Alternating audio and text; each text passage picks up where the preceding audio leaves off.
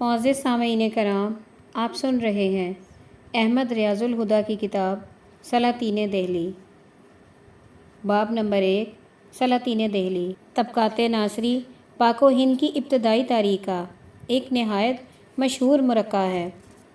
یہ ایک عمومی تاریخ ہے جس کا آغاز حضرت آدم علیہ السلام سے ہوتا ہے اور جو مختلف ادوار کا جائزہ لیتے ہوئے 658 عیسوی سے 1259 عیسوی پر ختم ہو جاتا ہے۔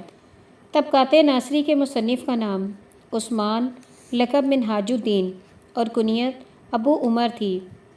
عرف عام میں اسے قاضی منہاج سراج کے نام سے یاد کیا جاتا ہے۔ منہاج سراج کا لقب یوں ہے: ابو عمر منہاج الدین عثمان سراج الدین بن منہاج الدین عثمان بن ابراہیم بن مولانا عبدالحق جزجانی۔ حقیقتاً مولانا عبدالحق کا وطن جزجان تھا، جو موجودہ افغانستان کے شمالی حصے کا مشہور علاقہ ہے۔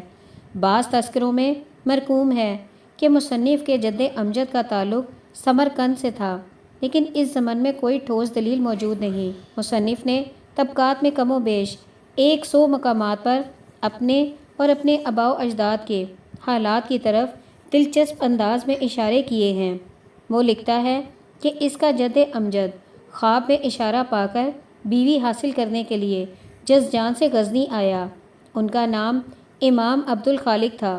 یہاں اسے سلطان ابراہیم غزنوی کے دربار تک رسائی حاصل ہو گئی اور پھر اس کی شادی اس بادشاہ کی 40 بیٹیوں میں سے ایک کے ساتھ ہو گئی۔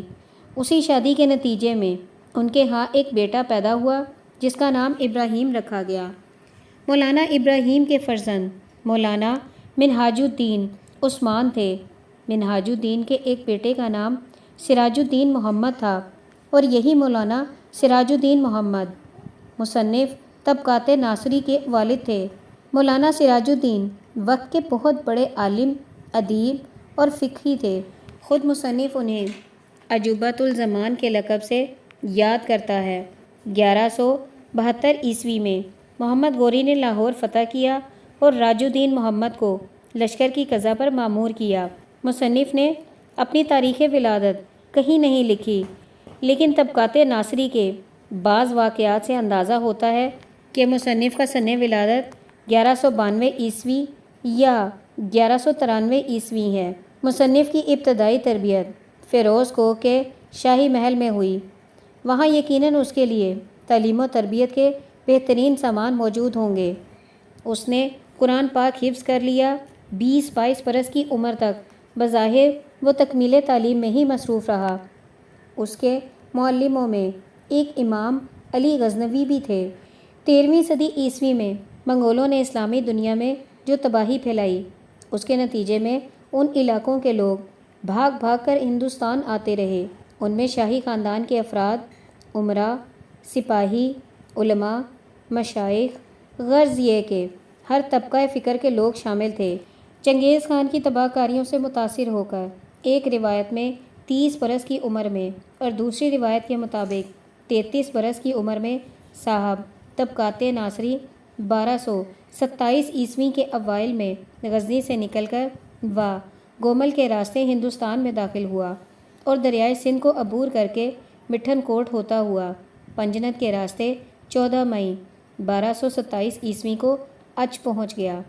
اس زمانے میں ناصر الدین کا باچا اچ کا حاکم تھا اور شمس الدین التموتش ہندوستان کا بادشاہ تھا۔ دونوں کے درمیان جنگ ہوئی اور حالات کافی خراب ہوئے۔ معلوم ہوتا ہے کہ اس مرحلے پر منہاج سراج اپنی علمی قابلیت کا سکہ جما چکا تھا، کیونکہ وہ خود بتاتا ہے کہ کباچا نے اسے درس گاہ فیروزی کا صدر مقرر کر دیا، لیکن ایک ہی سال بعد التموتش نے کباچا کو شکست دے کر اچ اور ملتان پر قبضہ کر لیا۔ منہاج سراج نے اس موقع پر التموتش سے ملاقات کا شرف حاصل کیا۔ التموتش 1228 عیسوی میں منہاج سراج کو اپنے ساتھ دلی لے آیا۔ 3-4 سال تک دلی میں بظاہر منہاج سراج کو کوئی خاص منصب نہ ملا۔ مئی 1232 عیسوی میں منہاج سراج گوالیار پہنچا، جس کا محاصرہ التموتش نے کر رکھا تھا۔ یہاں اسے ایک درباری مبلغ مقرر کیا گیا۔ وہ شاہی قیام گاہ کے سامنے ہفتے میں 3 دفعہ وعظ کرتا تھا۔ منہاج سراج خود کہتا ہے کہ محاصرہ 11 مہینے جاری رہا اور میں نے 95 مرتبہ شاہی قیام گاہ کے سامنے وعظ کیے۔ 12 دسمبر 1232 عیسوی کو جب گوالیار فتح ہو گیا تو سلطان منہاج کو قضا، خطابت، امامت اور احتساب کے منصب سونپے۔ مولانا تقریباً 6 سال تک گوالیار میں ان مناصب پر فائز رہے۔ التمطش کی وفات کے بعد حالات اچھے نہ رہے۔ رضیہ سلطانہ کا دور حکومت آیا تو مولانا 19 مارچ 1238 عیسوی کو گوالیار سے نکلے اور دلی چلے آئے۔ دلی میں التمطش نے اپنے بڑے بیٹے ناصر الدین محمود کی یاد میں ایک عالی شان درسگاہ قائم کر رکھی تھی، جسے درسگاہ ناصریہ کہتے تھے۔ رضیہ سلطانہ نے منہاج سراج کو اس درسگاہ کا ناظم اعلیٰ مقرر کیا۔ رضیہ کی معزولی کے بعد معز الدین بہرام شاہ تخت نشین ہوا۔ اس تقریب پر مولانا نے ایک قصیدہ پیش کیا۔ بہرام شاہ نے 16 نومبر 1241 عیسوی کو مولانا کو شہر دلی کا قاضی اور سلطنت ہند کا قاضی القضات مقرر کیا۔ منہاج سراج زیادہ عرصے تک اس عہدے پر فائز نہ رہ سکا کیونکہ 1242 عیسوی میں بہرام شاہ کو قتل کر دیا گیا۔ اس واقعے کے فوراً بعد منہاج سراج بھی اپنے عہدے سے مستعلی ہو گیا۔ دلی میں اس وقت حالات ایسے تھے کہ مولانا نے وہاں ٹھہرنا خلاف مصلحت سمجھا۔ چنانچہ اس فیصلے کے نتیجے میں مولانا 28 مئی 1242 عیسوی کو بما اہل و عیال لکھنوی میں وارد ہوئے، جہاں وہ 1244 عیسوی تک مقیم رہے۔ اس عرصے میں اس نے مشرقی ہندوستان کے متعلق اپنے مشاہدے کی روشنی میں معلومات حاصل کی۔ 11 جولائی 1245 عیسوی کو منہاج سراج ملغان خان کے ساتھ دلی پہنچا۔ یہ علاء الدین مسعود شاہ کا زمانہ تھا اور بلبن کو خاصا اقتدار حاصل تھا۔ چنانچہ منہاج سراج کو مدرسہ ناصریہ کا معتمد اوقاف کا متولی اور گوالیار کی قضا کے مناصب عطا کیے گئے۔ مولانا کو جامعہ مسجد کا خطیب بھی مقرر کر دیا گیا۔ 1246 عیسوی کے آخر میں جب ناصر الدین محمود دہلی کے تخت پر برا جمع ہوا تو منہاج سراج کو مبارکبادی اشعار کہنے پر دربار میں خاصا اثر و رسوخ حاصل ہو گیا۔ ناصر الدین محمود کی تخت نشینی کے ساتھ ہی بلبن کا اقتدار بھی بہت بڑھ گیا۔ بلبن منہاج سراج کا خاص مربی تھا۔ یہی وجہ ہے کہ اب منہاج کا ستارہ پوری درخشانی سے چمکنا شروع ہوا۔ ناصر الدین محمود اور بلبن دونوں اس کے قدردان تھے۔ منہاج لکھتا ہے کہ ناصر الدین نے اسے انعام میں ایک گاؤں دیا اور بالآخر اسے صدر جہاں کا خطاب دے کر دوبارہ تمام ملک کا قاضی مقرر کر دیا۔ غالباً بادشاہ کی انہی عنایات اور سرپرستی کی وجہ سے منہاج سراج نے اپنی کتاب کو ناصر الدین محمود سے منسوب کرتے ہوئے اس کا نام طبقات ناصری رکھا۔ 1253 عیسوی میں ریحان کی سازش کی وجہ سے بلبن کا ستارہ گردش میں آ گیا اور اسے تمام مناصب سے محروم کر کے ناگوری جاگیر پر بھیج دیا گیا۔ وہ گیا تو اس کے تمام ساتھیوں پر بھی آفت آ گئی۔ چنانچہ مولانا کو بھی ستمبر 1253 عیسوی میں اپنے عہدے سے مستعفی ہونا پڑا۔ گردش کا یہ دورہ صرف 6-7 مہینے باقی رہا۔ بلبن پھر برسر اقتدار آ گیا۔ 10 مئی 1254 عیسوی میں مولانا نے پھر صدر جہاں کا خطاب اور خلعت پائی، ساتھ ہی قاضی القضات کا منصب تیسری مرتبہ مل گیا۔ منہاج سراج نے کب وفات پائی اس کے متعلق حتمی طور پر کچھ نہیں کہا جا سکتا، لیکن یوں معلوم ہوتا ہے کہ وہ ناصر الدین محمود کی وفات کے بعد بھی کچھ عرصہ تک زندہ رہا، کیونکہ اس نے طبقات میں لکھا ہے کہ ناصر الدین نے 22 سال حکومت کی۔ اگرچہ یہ عرصہ درست نہیں، جبکہ ناصر الدین صرف 20 سال تک برسر اقتدار رہا۔ منہاج ایک با اثر خطیب اور واز بھی تھا۔ گوالیار کے محاصرے کے درمیان منہاج نے 95 مرتبہ واز کیا۔ نظام الدین اولیاء فرماتے ہیں کہ میں ہر سوموار کو منہاج کا واز سننے جایا کرتا تھا۔ منہاج کے مشائخ زمانہ سے ذاتی تعلقات تھے، لیکن اس نے برنی اور فرشتہ کی طرح ان کا ذکر طبقات میں نہیں کیا۔ چنانچہ گلزار ابرار میں اس بات کی شکایت ہے کہ اس نے مشائخ زمانہ کو قطعی یاد نہ کیا اور مشائخ کو یہ بات کھٹک گئی۔ منہاج سراج نے اپنی کتاب طبقات ناصری 1259 یا 1260 عیسوی کے قریب ختم کی اور اسے سلطان ناصر الدین محمود کے نام سے، جس کے اس پر بے شمار احسانات تھے، منسوب کیا۔ اس وقت اس کی عمر 70 سال تھی۔ اس کتاب کے جس حصے کا تعلق بالواسطہ یا بلا واسطہ پاک و ہند سے تھا، اسے ایشیاٹک سوسائٹی بنگال نے 1863 عیسوی میں شائع کر دیا تھا۔ اب اس کے نسخے بھی بہت کمیاب ہو چکے ہیں۔ سلطان فاصلیس مولوی عبدالحی اور مولوی غلام حسین نے اسے ایڈٹ کیا تھا۔ آقائے جیبی گنداری نے 1949 عیسوی میں پوری کتاب جو 23 طبقات پر مشتمل تھی پہلی مرتبہ شائع کی۔ تاج الماصر کو چھوڑ کر ہندوستان کی یہ پہلی اسلامی تاریخ ہے جو اس ملک میں بزبان فارسی مرتب ہوئی۔ تاج الماصر مشکل عبارت کی وجہ سے زیادہ مقبول نہ ہو سکی، لہٰذا عملاً طبقات کو ہی پہلی تاریخ قرار دینا چاہیے۔ سب ہیڈنگ: تاریخ فیروز شاہی از ضیاء الدین برنی۔ ضیاء الدین برنی کی تاریخ فیروز شاہی کو برصغیر پاک و ہند کے تاریخی ادب میں ایک نمایاں مقام حاصل ہے۔ یوں تو ہندوستان میں ضیاء الدین برنی سے پہلے بہت سے مورخ گزرے ہیں جنہوں نے اسلامی مملکت کی تاریخ لکھی ہے اور بڑا نام پایا۔ مثلاً سلطان محمود غزنوی کے دور میں البیرونی نے کتاب الہند لکھی، بیکہی نے تاریخ بیکہی لکھی، عبدالجبار نے کتاب الیمینی لکھی، تاج الدین حسن بن نظامی نے تاج العماصر لکھی، قاضی منہاج سراج نے طبقات ناصری لکھی۔ لیکن ان تمام مورخین کا تعلق سرزمین ہند سے نہیں تھا۔ ہندوستان کی سرزمین سے جو سب سے پہلا مورخ پیدا ہوا وہ ضیاء الدین برنی تھا۔ بدقسمتی سے برنی کے حالات زندگی کی تفصیل کہیں سے نہیں ملتی۔ تاریخ فیروز شاہی میں کہیں کہیں ضیاء الدین برنی نے اپنے اور اپنے خاندان کے متعلق کچھ اشارے دیے ہیں، مگر یہ اشارے انتہائی تشنہ ہیں۔ یہ امر مزید قابل افسوس ہے کہ بعد کے مورخین اور تذکرہ نگاروں میں سے بھی کسی نے برنی کے تفصیلی حالات نہیں لکھے۔ سیرۃ الاولیاء کے مصنف امیر خسرو نے برنی کا مختصر الفاظ میں ذکر کیا ہے، لیکن اس کے حالات زندگی نہیں لکھے، صرف اس کے چند اوصاف اور خصوصیات بیان کی ہیں جن سے اس کے حالات اور کردار کا اندازہ لگانے میں کچھ مدد ملتی ہے۔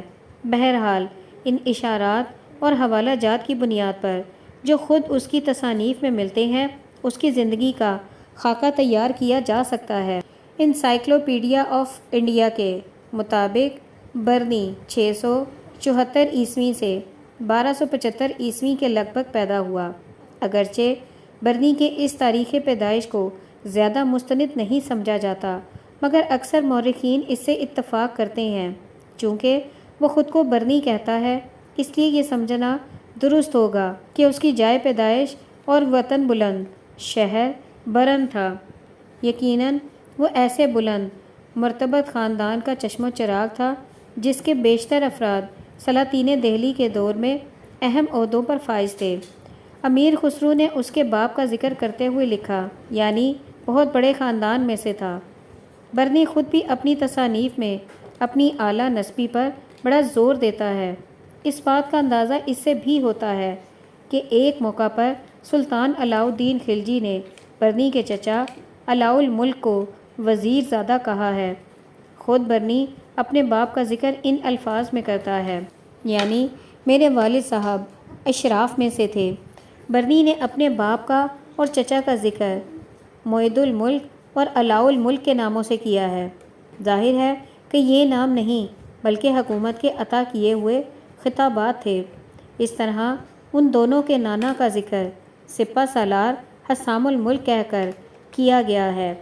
حسام الملک کا شمار بلبن کے انتہائی قریبی ساتھیوں میں ہوتا تھا۔ اسی طرح علاء الملک چچا نے علاء الدین خلجی کے عہد میں بہت عروج حاصل کیا ہے۔ اس کا اندازہ اس بات سے لگایا جا سکتا ہے کہ وہ علاء الدین کے زمانے میں دہلی کا کوتوال تھا۔ برنی کا باپ موید الملک غالباً برن میں ہی کسی عہدے پر فائز تھا۔ جب برنی وہاں پیدا ہوا، برنی نے اپنی ابتدائی زندگی بھی برن میں ہی گزاری تھی۔ بعد ازاں اس کے بزرگ اور سرپرست جلال الدین خلجی کے دور حکومت میں دہلی منتقل ہو گئے۔ برنی کی والدہ سادات کیمل کے ایک خاندان سے تھیں۔ برنی کی تعلیم کا زمانہ دہلی میں ہی گزرا۔ اس نے اپنی تعلیم کی تفصیلات کا کہیں ذکر نہیں کیا، تاہم اتنا اندازہ ضرور ہوتا ہے کہ جلال الدین خلجی کے دور حکومت میں وہ قرآن پڑھ چکا تھا اور کچھ لکھنے پڑھنے کے قابل ہو گیا تھا۔ برنی نے اعلیٰ تعلیم کہاں سے حاصل کی، اس کا کہیں ذکر نہیں ملتا۔ بہرحال اس دور کے درباری ماحول کو پیش نظر رکھتے ہوئے یہ بات یقین کے ساتھ کہی جا سکتی ہے کہ اس نے اپنے دور کے بہترین اساتذہ سے تعلیم حاصل کی ہوگی، اور اس کا ثبوت یہ ہے کہ امیر خسرو نے اس کے لیے عالم دل پذیر مجمع الطائف اور جوامع الحکایات کے الفاظ استعمال کیے ہیں۔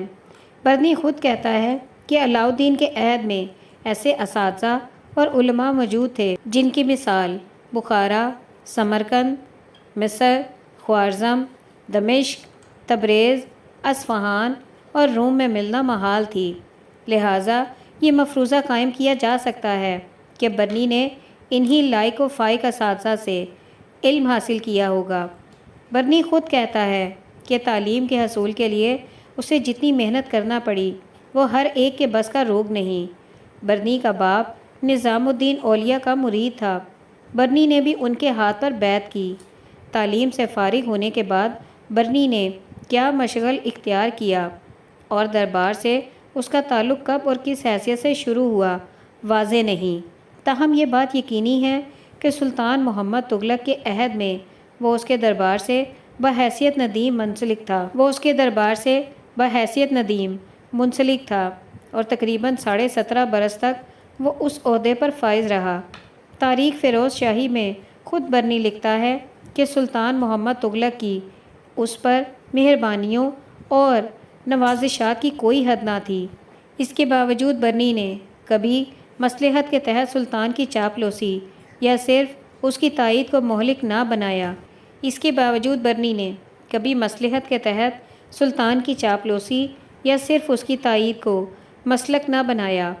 جب کبھی بھی سلطان محمد تغلق نے برنی سے کوئی مشورہ مانگا تو اس نے بلا جھجک وہی مشورہ دیا جو سلطان اور سلطنت کے بہترین مفاد میں ہوتا تھا۔ اس زمن میں اس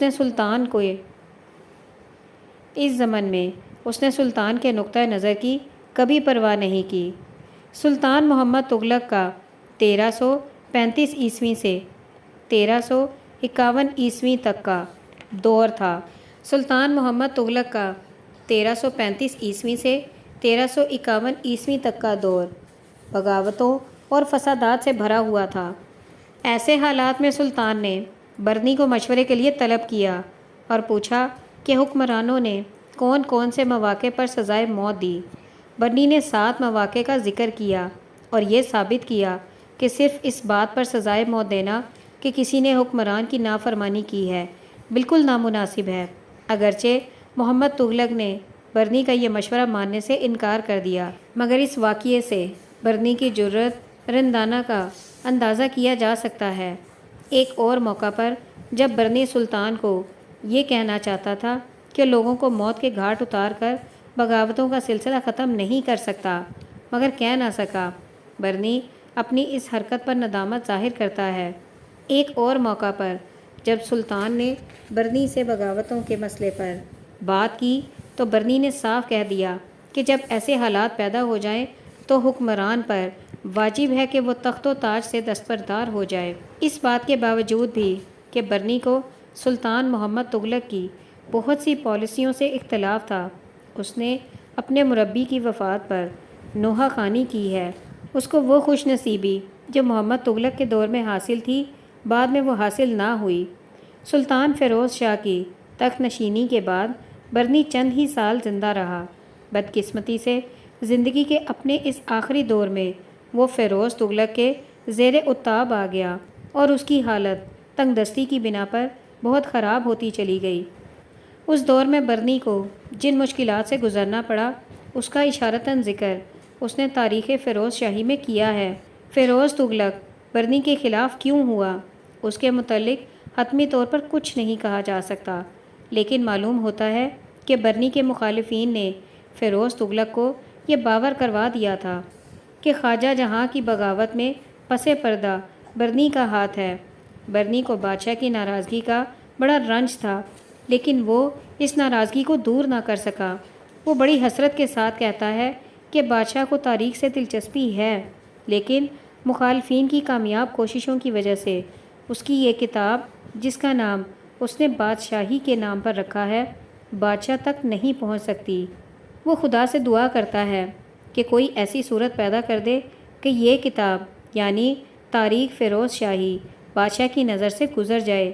بعض عمراء نے سلطان سے برنی کی سفارش بھی کی، لیکن سلطان پر کوئی اثر نہ ہوا سوائے اس کے آخری وقت میں اس کا معمولی سا وظیفہ خزانہ سرکار سے مقرر ہو گیا۔